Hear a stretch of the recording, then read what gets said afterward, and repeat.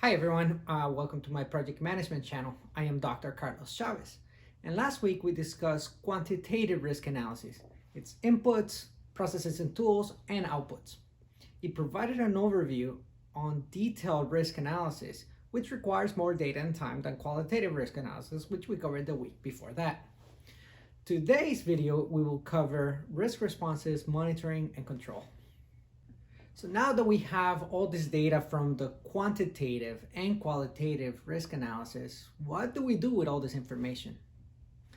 First step is to plan the risk responses, which are the actions and options to help us reduce threats and enhance the opportunities, and who in the project team will take the ownership and get appropriate level of funding or buffer for each risk. The inputs into this step are the updated risk register and the risk management plan.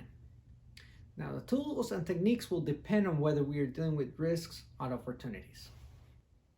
If we're dealing with risk, we have four options. Option number one, it's avoidance.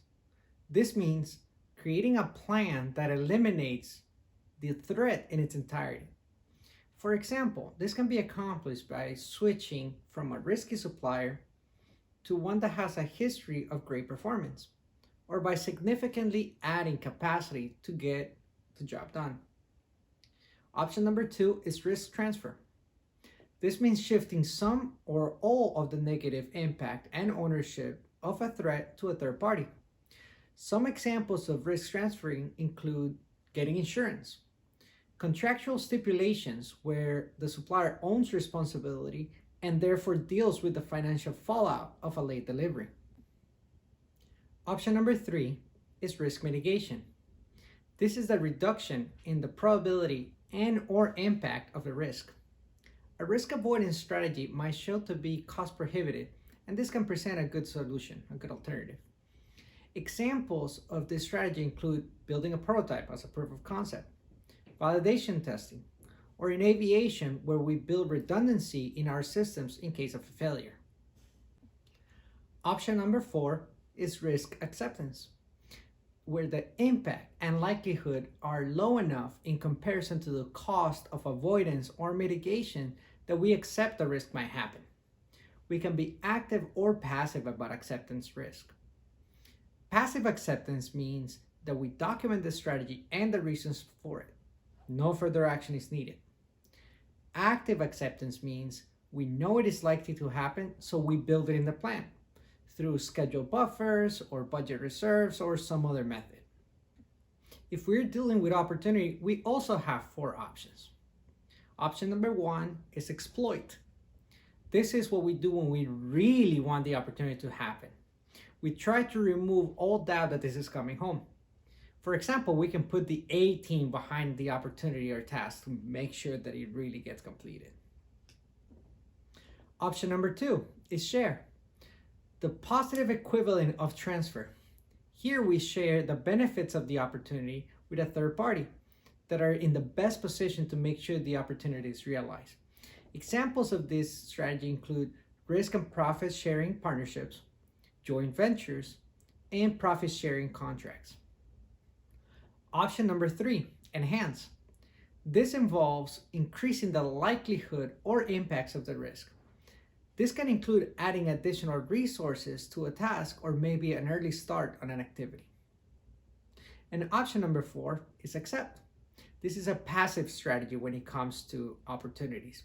We are happy if it happens, but maybe the value is not high enough for us to do anything about it. The outputs from our planning risk response activities include updating the risk register, where we document the strategies for the risks, create and update contracts to reflect those strategies, and updates to the project management plan in the areas impacted by the risk strategies. This can involve adding buffers to schedules, adding contingency budgets, or additional headcount into the HR plan, among many others. How are we going to monitor and control risks? Now we have a full list of risks, full analysis, and a plan on what to do about them. Next step is to ensure we keep track of them and make sure that we execute on the risk responses at the appropriate times.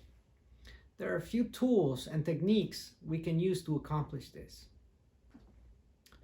Risk reassessment. This tool is a continuing evaluation of risks.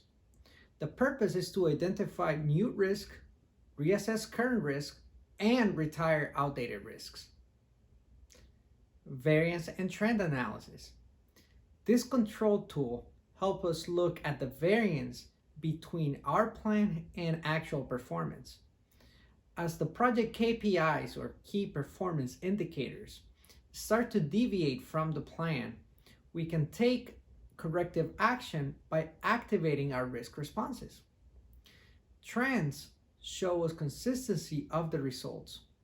Deviation from the plan may show the impact of the risks and opportunities. Some examples of this analysis include earned value management, or EVM, schedule variance, quality non-conformance reports, among many others. Risk audits. The purpose of this tool is to gauge and document the effectiveness of risk responses in dealing with risks and the analysis. Also, how effective was the process? We can do this at review meetings, after action reviews, and lessons learned. Technical performance measurements. It compares technical performance to the project management plan. It requires definition of measures for technical performance that can be used to compare to actuals. And lastly, we have status meeting. This can include a risk review and status during periodic project status meetings. This becomes a cultural issue. The more we discuss risk management with the teams, the more likely they will be to identify risks and opportunities. The output for this risk monitoring and control exercise include updates to the risk registers based on whatever triggers happened or didn't happen, project plan updates, change requests based on corrective or preventative action, among many others. All right, so we've discussed a lot about these tools on risk responses, monitoring, and control. Now let's go look at how some of this will apply in real life. For this week's example, we're going to continue to build on the example that we've been working on for the last couple of weeks, which involves equipment procurement, manufacturing, and installation at a manufacturing plant.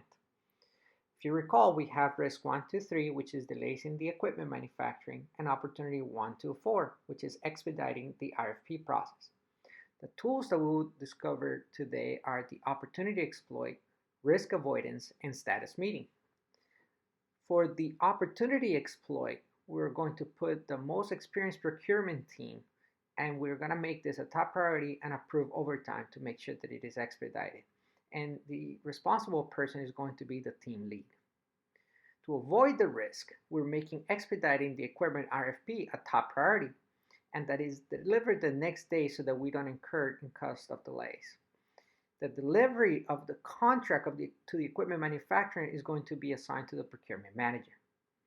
Finally, on the status meeting, which is going to be our daily meeting on the project, this is going to become the top item on the agenda, and the responsible parties are going to talk about the respective assigned items. Finally, some classroom type problems on risk response, monitor, and control include: what is the purpose of creating risk responses? Why do we assign responsibility of the responses? What are some examples of the tools and techniques for monitoring and controlling risk? When would you use one over the other? Why is it important to monitor and control risks? What kind of learning mechanisms and tools can be used to apply to future projects?